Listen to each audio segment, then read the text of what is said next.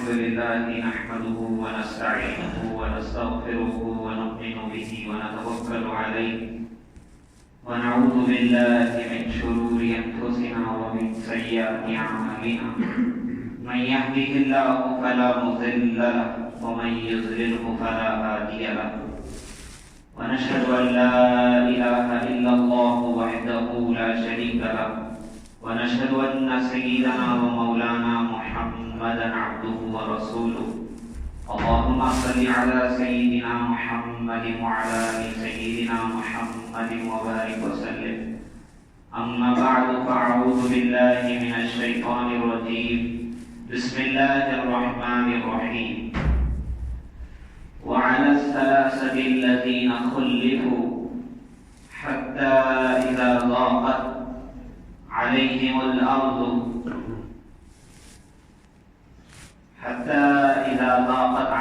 الأرض بما رحبت وضاقت عليهم أنفسهم وظنوا أن لا ملجأ من الله إلا إليه ثم تاب عليهم ليتوبوا إن الله هو التواب الرحيم يا أيها الذين آمنوا اتقوا الله وكونوا مع الصادقين وقال النبي صلى الله عليه وسلم الصدق ينجي والكذب يهلك أو كما قال عليه الصلاة والسلام.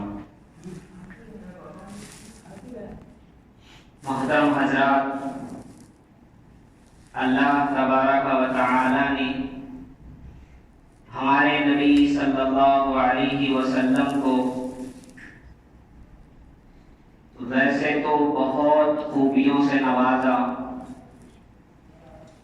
لیکن آپ صلی اللہ علیہ وسلم کی ایک خوبی یا دو خوبیاں اتنی مشہور ہیں کہ عین جنگ کے موقع پر، عین دشمنی کے موقع پر صرف اپنے نہیں غیر بھی آپ صلی اللہ علیہ وسلم کی ان دو خوبیوں کے ماننے والے تھے. میری مراد اللہ تبارک و تعالی نے اپنے نبی صلی اللہ علیہ وسلم کو صادق و امین بنایا تھا، سچا بنایا تھا اور امانت دار بنایا تھا. آپ صلی اللہ علیہ وسلم جن کی پشت میں پیدا ہوئے ہیں، ابراہیم علیہ السلام کے بڑے لڑکے حضرت اسماعیل علیہ السلام، ان کے بارے میں اللہ نے قرآن میں فرمایا اِنَّهُ كَانَ صَادِقَ الْوَعْدِ، کہ جو اسماعیل تھے یہ وعدے کے پکے تھے، یہ وعدے کے سچے تھے. اور نبی پاک صلی اللہ علیہ وسلم کی یہ صفت ایسی تھی کہ کفار اور مشرکین اور دنیا کے خوب آپ صلی اللہ علیہ وسلم پر طعن و تشنیع کرنے والوں نے نعوذ باللہ آپ صلی اللہ علیہ وسلم کو کیا کہا؟ آپ صلی اللہ علیہ وسلم کو نعوذ باللہ مجنون کہا، آپ صلی اللہ علیہ وسلم کو ساحر جادوگر کہا، آپ صلی اللہ علیہ وسلم کو نعوذ باللہ شاعر کہا. لیکن کسی کی یہ ہمت نہیں ہوئی، نہ آپ صلی اللہ علیہ وسلم کی زندگی میں، نہ آپ صلی اللہ علیہ وسلم کے پردہ فرمانے کے بعد آج تک بھی آپ صلی اللہ علیہ وسلم کو کسی نے نعوذ باللہ جھوٹا نہیں کہا. یہ آپ صلی اللہ علیہ وسلم کی اتنی بڑی خوبی تھی کہ آپ صلی اللہ علیہ وسلم کو جو کافر جنہوں نے سازشیں کی تھی کہ ان کے گھر پر پہنچ کر سارے قبیلے کے لوگ مل کر ان کو نعوذ باللہ ان کو قتل کر دیں گے، تو جس وقت آپ صلی اللہ علیہ وسلم نے ہجرت فرمائی، آپ صلی اللہ علیہ وسلم کے قتل کی سازشیں کر رہے ہیں، آپ صلی اللہ علیہ وسلم کو قتل کرنے کے لیے آ چکے ہیں، اس کے باوجود انہی کافروں کی امانتیں آپ صلی اللہ علیہ وسلم کے پاس رکھی. تو آپ صلی اللہ علیہ وسلم اتنے بڑے صادق و امین تھے. عربی کا مقولہ ہے الفضل ما شہدت به الاعداء، خوبی تو وہ ہے جس کی گواہی دشمن بھی دے. اپنے تو خوبیوں کی گواہیاں دیتے ہی ہیں، خوبی تو وہ ہے کہ جس کی گواہی اپنے نہیں، اپنے تو دے نہیں، اعداء یعنی دشمن بھی جس خوبی کی گواہی دے وہ خوبی بڑی خوبی ہے. آپ لوگوں سے کہنا یہ ہے کہ اللہ تبارک و تعالی نے ہمارے نبی صلی اللہ علیہ وسلم کو صادق و امین بنایا ہے، اور اللہ نے، میں نے آیت پڑھی، آخری کی آیت کا ترجمہ ہے، اللہ فرماتے ہیں ایمان والو اللہ سے ڈرو اور سچوں کے ساتھ رہو، اللہ کا تقوی اختیار کرو، اللہ سے ڈرو اور سچوں کے ساتھ رہو، سچوں کی صحبت کو اختیار کرو۔ کس بات میں سچے؟ قول و قرار کے سچے، وعدے کے سچے، بات کے سچے، زبان کے سچے، زندگی کے عمل میں سچے، ویسوں کے ساتھ تم رہو۔ اللہ والے فرماتے ہیں کہ اللہ تعالیٰ کوئی حکم جب دیتا ہے تو اس حکم کو کیسے کرنا ہے اللہ اس کا طریقہ بھی بتاتا ہے۔ جیسے ڈاکٹر گولی وغیرہ دیتا ہے تو اس کو کیسے کھانا استعمال کرنا وہ بھی دیتا ہے۔ تو اللہ نے فرمایا کہ میرا تقوی اختیار کرو، کیسے اختیار کرو گے؟ فرمایا سچوں کے ساتھ رہ جاؤ، میرا تقوی تمہیں آ جائے گا، تم متقی بن جاؤ۔ میں نے جو آیت پڑھی اس کا پس منظر، اس کا شان نزول یہ ہے کہ اللہ کے نبی صلی اللہ علیہ وسلم نے تبوک کے لیے سفر فرمایا۔ آپ صلی اللہ علیہ وسلم نے غزوہ تبوک کیا۔ تبوک بہت دور دراز کا علاقہ ہے مکہ سے، آج سعودی عرب کا شاید وہ بارڈر ہوگا، شام کی جانب، اردن کی جانب۔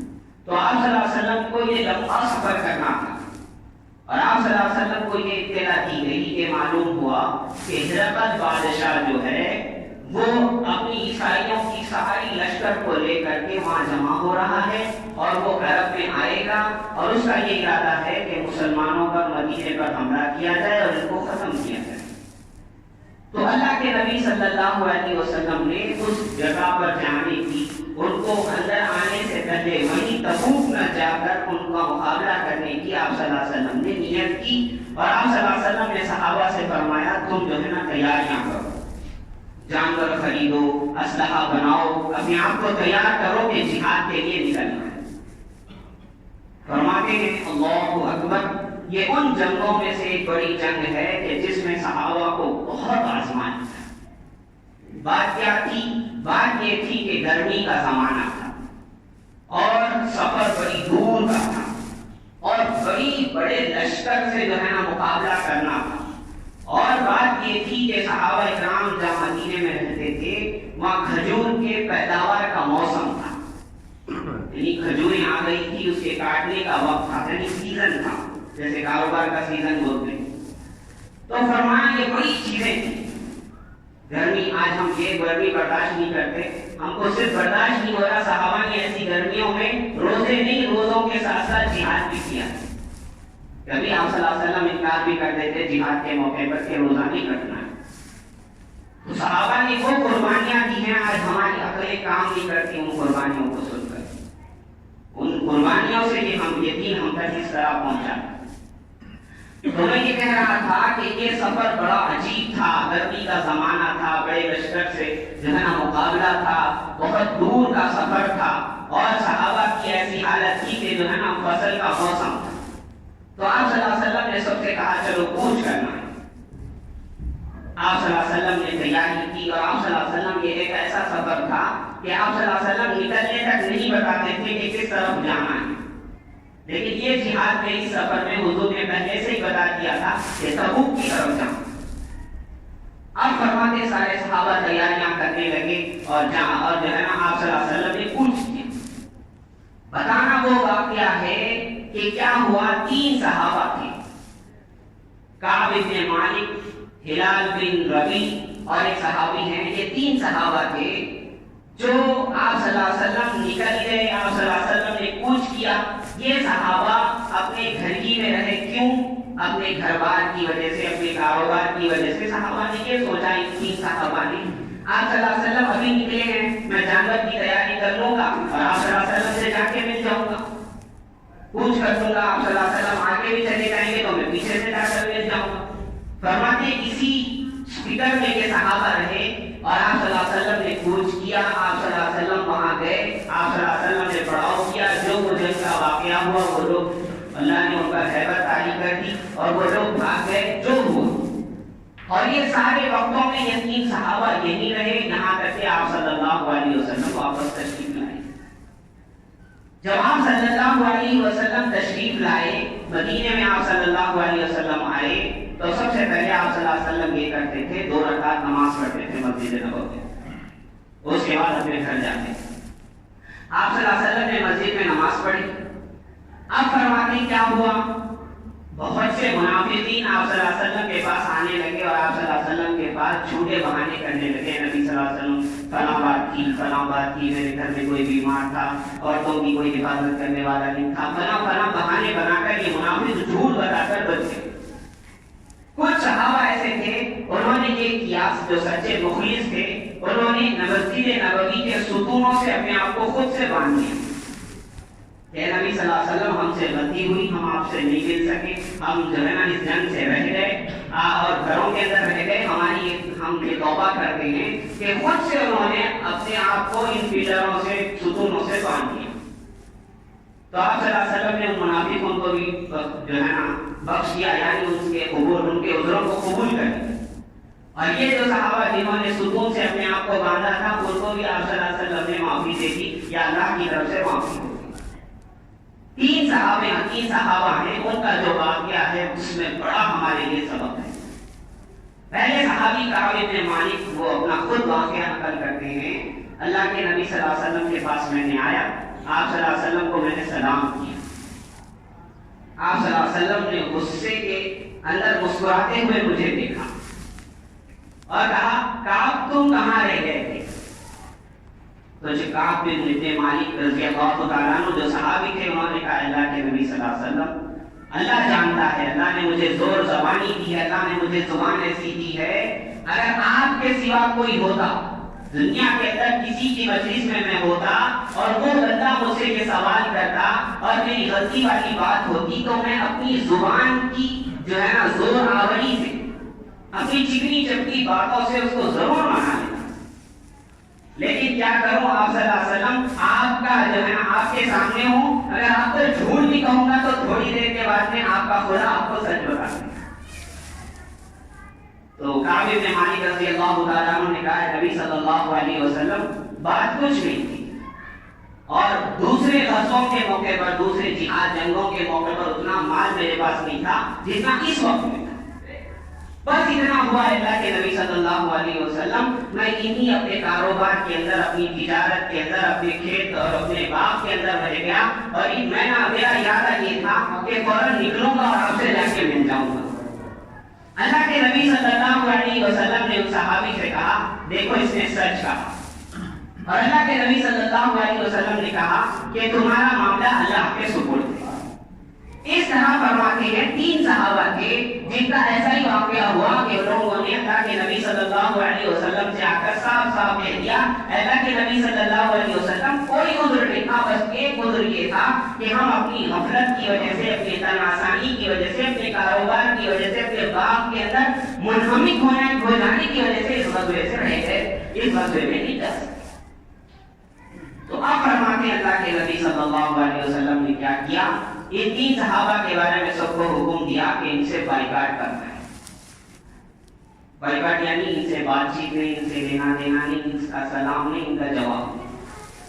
وہ صحابی کہتے ہیں کعب بن مالک رضی اللہ عنہ، میرے جو 2 ساتھی تھے وہ نرم مزاج کے تھے، وہ اپنے گھروں میں محبوس رہ گئے، 40 دن وہ اپنے گھروں میں رہتے تھے اور روتے رہتے تھے اور اللہ سے توبہ مانگتے رہتے تھے کہ اللہ ہماری توبہ قبول کر۔ گناہ کیا تھا؟ گناہ یہ تھا کہ زندگی میں اس ایک جہاد میں شریک نہ ہو سکے۔ کیوں؟ اپنے کاروبار، اپنے بیوی بچوں اور اپنی غفلت کی وجہ سے، اپنی تن آسانی کی وجہ سے۔ اللہ اکبر۔ فرماتے وہ 2 صحابہ تو اپنے گھر میں روتے رہے۔ کعب بن مالک رضی اللہ تعالیٰ عنہ یہ کہتے ہیں میں تھوڑا دل کا مضبوط تھا، میں مسجد میں جاتا تھا، جماعت کے ساتھ نماز پڑھتا تھا، میں نماز پڑھتا، میں نبی صلی اللہ علیہ وسلم کو سلام کرتا، آپ صلی اللہ علیہ وسلم اپنا چہرہ پھیر دیتے۔ خدا کی قسم صحابہ تلوار کے زخم کو، توپ کے زخم کو، ساری دنیا کی دشمنی کو برداشت کر سکتے تھے، لیکن آپ صلی اللہ علیہ وسلم نظریں پھیرنے کے صحابہ کو برداشت کرتے، اس لیے کہ آپ صلی اللہ علیہ وسلم کے ویسے سچے عاشق تھے۔ آج ہمیں بھی اگر کسی سے صحیح محبت ہوتی ہے، وہ اگر ہم سے جو ہے اپنی نگاہیں بھی پھیر لے تو انسان کو وہ تکلیف ہوتی ہے جو دنیا کی کسی تکلیف میں وہ تکلیف ہے۔ تو مالک رضی اللہ عنہ کہتے ہیں میں سلام کرتا ہوں، حضور سلام کا جواب نہیں دیتے، میں اللہ اکبر اللہ سے توبہ مانگتا ہے۔ ایک وقت ایسا آیا کہ ہرقل جو بادشاہ تھا، روم کا بادشاہ یا بصرہ کا جو حاکم تھا، ہرقل کی جانب سے اس نے خط بھیجا، اس نے خط بھیجا کہ اے کعب بن مالک، ہمیں معلوم ہوا ہے کہ تمہارے محمد صلی اللہ علیہ وسلم نے تمہارے ساتھ ایسا معاملہ کیا، تم ہر جنگوں میں شریک تھے، تم بڑے مخلص ہو، لیکن تم کو انہوں نے وہ عزت، وہ قدر، وہ ویلیو نہیں دی۔ تم کیا کرو، تم وہاں سے نکل کر کے ہمارے پاس آ جاؤ، ہم تمہارے جو ہے نا خوب آؤ بھگت کریں گے، خوب قدردانی کریں گے۔ اللہ اکبر، کعب بن مالک رضی اللہ تعالیٰ عنہ کہنے لگے اللہ کے نبی، اے اللہ اب یہ نوبت بھی آ گئی کہ کافر بھی میری امید کرنے لگے۔ یہ کافروں کو کیسے سمجھ میں آ گیا کہ میں میرے نبی صلی اللہ علیہ وسلم کو، میرے صحابہ کو، میرے ایمان و اسلام، میرے اللہ کو کیسے چھوڑ دوں گا؟ فرماتے ہیں وہ خط انہوں نے پڑھا اور اس کو سیدھا جو ہے اپنے چولہے میں ڈال دیا۔ اور ایک وقت آیا 40 دن کے بعد میں اللہ کے نبی صلی اللہ علیہ وسلم نے یہ حکم دیا کہ ان کی بیویوں سے کہہ دو یہ الگ ہو جائیں گے۔ 40 دن کے بعد گھر کے اندر بیوی بھی الگ ہو گئی۔ اس طرح اور 10 دن گزر گئے، 50 دن ہوئے تھے۔ فرماتے ہیں حضرت کعب بن مالک رضی اللہ عنہ فجر کا وقت تھا یا عصر کا وقت تھا، اللہ تبارک و تعالیٰ نے اپنے نبی صلی اللہ علیہ وسلم پر ان کی توبہ کی آیتیں آیتیں کیا ہیں؟ اللہ فرماتا ہے، اللہ متوجہ ہوا، اللہ نے توبہ قبول کی ان 3 لوگوں کی جن کا معاملہ پیچھے رکھ دیا گیا تھا، اور ان کی توبہ کے اندر ان کی یہ حالت تھی کہ یہ زمین اپنی وسعت کے باوجود ان پر تنگ ہو گئی۔ صحابہ کے بائیکاٹ کی وجہ سے، حضور کے ان کے ساتھ سلام کلام نہ کرنے کی وجہ سے، پورا ان سے تعلق اور رشتے کو ختم کرنے کی وجہ سے، اللہ فرماتے ہیں ان مسلمانوں پر، ان صحابہ پر کیا ہوا تھا کہ زمین اپنی وسعت کے باوجود اس پر تنگ ہو گئی، اور ان کے دل بڑے تنگ ہو گئے تھے، اور ان کے دلوں نے یہ گمان کیا تھا کہ اگر کہیں پناہ ہے تو صرف اللہ کے، اگر کوئی کسی کی توبہ، ہماری توبہ اگر کوئی قبول کرے گا تو وہ اللہ کی قبول کرے گا۔ پھر فرماتے ہیں اللہ نے ان کی طرف توجہ کی تاکہ یہ لوگوں نے توبہ کی، اور یہ لوگ توبہ کیے، اللہ نے ان کی توبہ قبول کی۔ اللہ فرماتا ہے اللہ بہت توباؤں کو قبول کرے۔ فرماتے کعب بن مالک رضی اللہ تعالیٰ عنہ وہاں سے جب خوشخبری آئی تو اللہ کے نبی صلی اللہ علیہ وسلم نے ایک سوال کو بھیجا کہ جاؤ کعب بن مالک کو خوشخبری دو تمہاری توبہ قبول ہوگی۔ لیکن فرماتے ایک صحابی جو بڑے زوردار آواز والے تھے، انہوں نے وہیں سے پکارا اللہ اکبر، خوشخبری ہو اے کعب تیری توبہ قبول ہو۔ فرماتے ہیں جیسے انہوں نے یہ لفظ سنا وہ جو ہے سجدے میں گر گئے اور اللہ سے تڑپ کے دعا مانگنے لگے، اللہ آپ کا شکر ہے کہ آپ نے میری توبہ قبول فرمائی۔ فرماتے ہیں جو سوال صلی اللہ علیہ وسلم نے بھیجا تھا وہ آ کر کے جب انہوں نے ان سے کہا کہ آپ کی توبہ قبول ہو گئی تو انہوں نے اپنے کپڑے اٹھا کر ان کو اس خوشخبری کے سلے میں ان کو دے دی کہ تم نے مجھے خوشخبری دی ہے تو میرے کپڑے رکھو۔ پھر فرماتے ہیں اللہ کے نبی صلی اللہ علیہ وسلم کی مجلس میں آئے، اللہ کے نبی صلی اللہ علیہ وسلم نے ان کو جو ہے نا بڑی دعائیں دی، اور انہوں نے اس وقت میں یہ قسم کھائی کہ اللہ آپ نے میری سچائی کی وجہ سے میری توبہ قبول کی ہے، خدا کی قسم میں زندگی میں کبھی جھوٹ نہیں بولتا۔ تو میرے محترم حضرات، بتانے والی بات یہ ہے کہ مسلمان کو سچا ہونا یہ بہت ضروری ہے۔ اللہ کے نبی صلی اللہ علیہ وسلم نے فرمایا مسلمان بزدل ہو سکتا ہے، مسلمان جو ہے نا بخیل کنجوس ہو سکتا ہے، مسلمان جھوٹا نہیں ہو سکتا۔ اللہ کے نبی صلی اللہ علیہ وسلم ایک مرتبہ بیٹھے تھے، آپ صلی اللہ علیہ وسلم نے بڑے گناہوں کا تذکرہ کر رہے تھے۔ آپ صلی اللہ علیہ وسلم نے فرمایا سب سے بڑا گناہ اللہ کے ساتھ شرک کرنا۔ اس کے بعد آپ صلی اللہ علیہ وسلم جو ہے نا ٹیک لگائے بیٹھے تھے، کھڑے ہو گئے، یعنی ٹیک آپ صلی اللہ علیہ وسلم نے جو سہارا لگایا تھا اس سہارے کو ختم کر دیا اور سیدھے بیٹھ گئے اور فرمانے لگے اللہ کے ساتھ شرک کرنے کے بعد اس کے بعد سب سے بڑا گناہ جھوٹی گواہی، جھوٹی گواہی، جھوٹی بات۔ وہاں صحابی جو موجود تھے وہ کہنے لگے اے کاش کہ نبی صلی اللہ علیہ وسلم خاموش ہو جاتے، یعنی ہم ان کو یہ کہتے کہ حضور ہمیں بات سمجھ میں آ گئی کہ سب سے بڑا گناہ اللہ کے ساتھ شرک کرنے کے بعد جھوٹی بات ہے۔ ہم کیا سمجھتے ہیں بھائی چھوٹی بات ہے، نہیں، خدا کی قسم بہت بڑی بات ہے۔ اللہ کے نبی صلی اللہ علیہ وسلم اللہ کے ساتھ شرک کرنے کے بعد سب سے بڑا گناہ آپ صلی اللہ علیہ وسلم فرمائے جھوٹی گواہی دینا یا جھوٹی بات کہنا۔ فرمان مسلمان جھوٹ ہوتا ہے، اس کے جھوٹ کی بدبو سے، اس کی جھوٹ کی بو فرمایا اس کے پاس جو رحمت کا فرشتہ اس کے پاس ہوتا ہے وہ 1 میل دور چلا جاتا ہے. اور اللہ کی بنا یہ فون جب سے آیا ہے شاید ہم نے تو یہ سمجھ لیا ہے کہ بھائی جھوٹ حلال ہے. ہوتے کہیں ہیں بولتے کہیں ہیں. ہوتے جو ہے بازار میں کہتے ہیں کہ میں مسجد میں ہوں, میں فلاں جگہ ہوں, جو ہے نا گھر سے نکلے نہیں بولتے کہ نہیں گاڑی پہ ہوں, برج پہ ہوں, خلیج پہ ہوں. اللہ کی بنا اللہ کے نبی صلی اللہ علیہ وسلم نے فرمایا کہ قیامت میں سب سے بدتر شخص وہ لوگ وہ آدمی ہوگا جو جھوٹ بولنے والا. آپ صلی اللہ علیہ وسلم نے مذاق میں بھی جھوٹ کہنے سے منع فرمایا. آپ صلی اللہ علیہ وسلم نے ایک بار صحابیہ کو دیکھا کہ انہوں نے اپنے چھوٹے بچے کو بلایا. ان کے ہاتھ اس طرح بند تھا کہ انہوں نے اپنے بچے سے کہا اور بیٹے میں دوں گی فلاں چیز. تو ان کا بچہ جب بھاگ کر کے آیا آپ صلی اللہ علیہ وسلم نے ان کو پوچھا جب تم نے اپنے بچے کو بلایا تھا کیا کوئی چیز صحیح بھی تمہارے ہاتھ میں تھی, اس چیز کو دینے کے لیے تم نے بلایا تھا یا جھوٹ اس کو بلانے کے لیے جھوٹ بولا تھا کہ میرے ہاتھ میں فلاں چیز ہے, مثال کے طور پر کھجور ہے. تو انہوں نے صحابی نے کہا نہیں حضور میرے پاس کھجور تھا, اس کھجور کو دینے کے لیے میں نے اپنے بچے کو بلایا. اللہ کے نبی صلی اللہ علیہ وسلم نے فرمایا اگر تمہارے ہاتھ میں وہ کھجور نہ ہوتا تمہارا نام جھوٹوں میں لکھ دیا تھا. آج کل ہم لوگ چھوٹے بچوں کو بلا کے بیٹا ادھر ٹافی دے دو, بیٹا ادھر چاکلیٹ دے دو, پیسے دے دو, رہتا ہاتھ میں کچھ بھی. تو اس ایسے اعتبار سے بھی جھوٹ بولنا یہ بھی جو ہے نا بہت بڑا گناہ. فرمایا انسان مسلمان اتنا سچا ہونا چاہیے, اللہ اکبر, اس کی زبان پتھر کی لکیر ہونی چاہیے. پتھر کی لکیر. فرمایا پہلے لوگ ایسے تھے, میں نے ہمارے خالو سے سنا ان کے دادا نے ان کے والد صاحب نے کیا کیا, کہیں گاؤں میں ان کو پیسے لینا تھا تو اپنی زبان یا کاغذ وغیرہ نہیں کیے, کہتے ہیں کہ مونچھ کا ایک بال رکھ کے پیسے لے کر کے آئے. سچی بات ہے, میرے خالو نے مجھے بتائی ان کے دادا یا نانا کی ہے, ان کو پیسے ہونا تھا, کیا لے کر کے لائے, مونچھ کا ایک بال انہوں نے ان کے پاس جو ہے نا رہن کے طور پر رکھا کے پیسے لائے. آج ہمارا حال کیا ہے, آپ سڑکیں پورے باندھ بھی دیجیے تو کوئی پیسہ نہیں دیتے. کیوں؟ ہم نے جھوٹ کہہ کر کے اپنا جو ہے نا اپنا وقار اتنا گرا لیا ہے کہ مسلمان پہ لوگ بھروسہ کرنے کے لیے تیار. میں ایک واقعہ بتا کے اپنی بات سر ختم کروں گا. حضرت عمر رضی اللہ تعالیٰ عنہ کا زمانہ ہے. فرماتے 2 بچے آئے, ایک آدمی کو پکڑ کے لائے. انہوں نے کہا اے عمر رضی اللہ عنہ, اے امیر المومنین, اس لڑکے نے ہمارے والد کو قتل کیا ہے, ہم اس سے قصاص کے طور پر اس کو قتل کرنا چاہتے ہیں. حضرت عمر فاروق رضی اللہ عنہ نے فرمایا کیا تم نے ان کے والد کو قتل کیا؟ اس نے کہا نہیں, ہاں مجھ سے قتل ہو گئے. کیا ہوا معاملہ؟ میں نے پتھر پھینکا تھا, یہ درخت کی طرف یا کھیت کی طرف, ان کے والد آ گئے, وہ اونٹ پہ سوار تھے اور وہ قتل ہو گئے.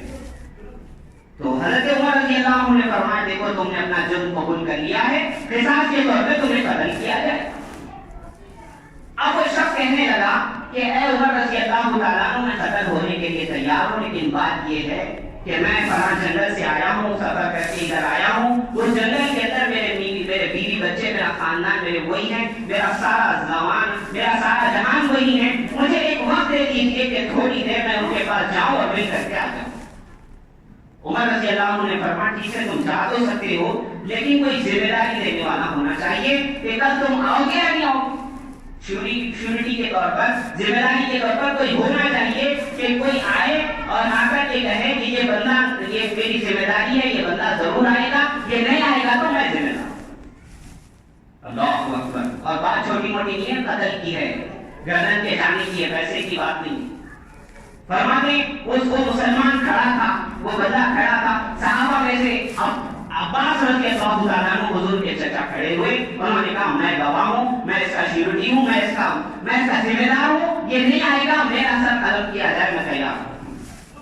حضرت عمر رضی اللہ عنہ نے فرمایا اے حضور کے چچا, آپ میرے سر آنکھوں پر ہیں, اگر آپ چاہیں تو میں اپنا دل نکال کر کے آپ کو دے دوں, لیکن کل اگر خدا کی قسم اگر یہ نہ آیا تو اس کے بدلے میں آپ کو قتل کیا جائے گا. عباس رضی اللہ عنہ نے فرمایا میں تیار ہوں.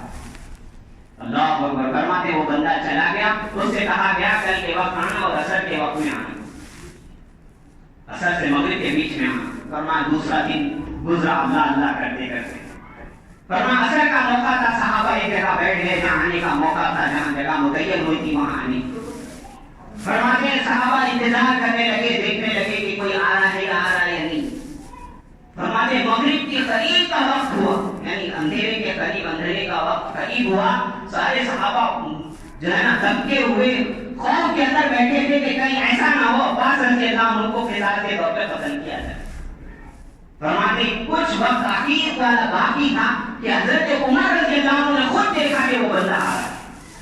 انہوں نے تکبیر کا لفظ کہا، اللہ اکبر کا نعرہ لگایا، سارے صحابہ نے بھی لگایا، فرمایا وہ بندہ آ گیا۔ تو حضرت عمر رضی اللہ تعالیٰ عنہ نے سب سے پہلے ان سے یہ پوچھا اس بندے سے کہ دیکھو تم ایک دن کی مسافت پہ بہت دور جنگل پہ گئے، تم چاہتے تو اپنے بیوی بچوں کو لیتے اور کہیں بھاگ جاتے۔ آج کے جیسا زمانہ تو نہیں ہے نا کہ ہیلی کاپٹر سے گئے، پولیس کے ذریعے گئے، فون کے ذریعے معلومات کری اور پکڑ لی۔ تم چاہتے تو یہاں سے بھاگ سکتے تھے، تم بھاگے کیوں نہیں؟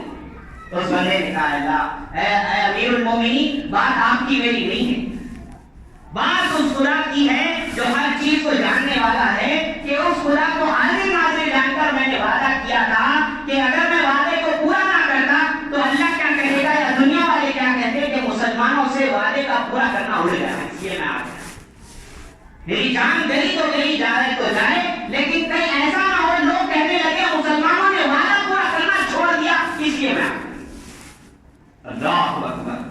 فرماتے ہیں حضرت عمر رضی اللہ تعالیٰ عنہ یہ بات سن کے تھوڑے سہم گئے۔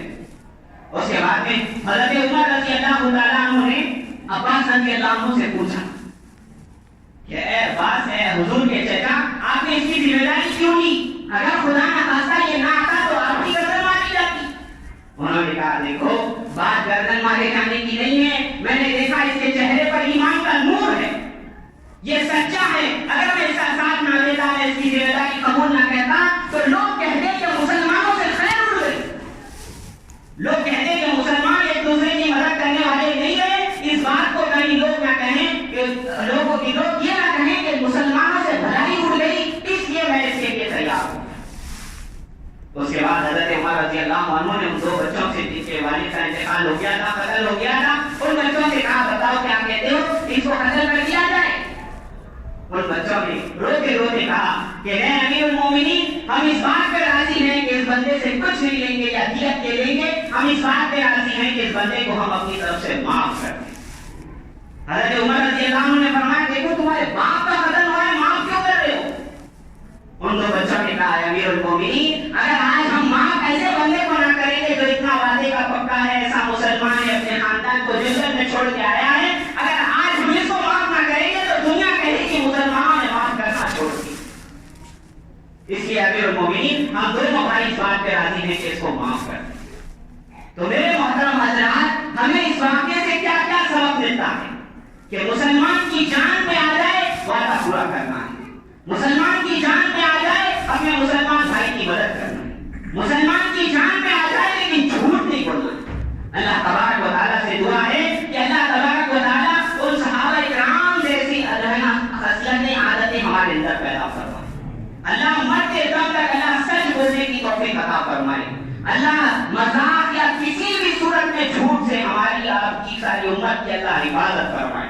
اللہ اس جھوٹ کی لعنت سے، اس جھوٹ کی برائیوں سے اللہ آپ کی میری سب کی حفاظت فرمائے۔ اللہ سچائی کو زندگی گزارنے اور سچائی کے ساتھ ایمان کے ساتھ موت عطا فرمائے۔ آمین و آخر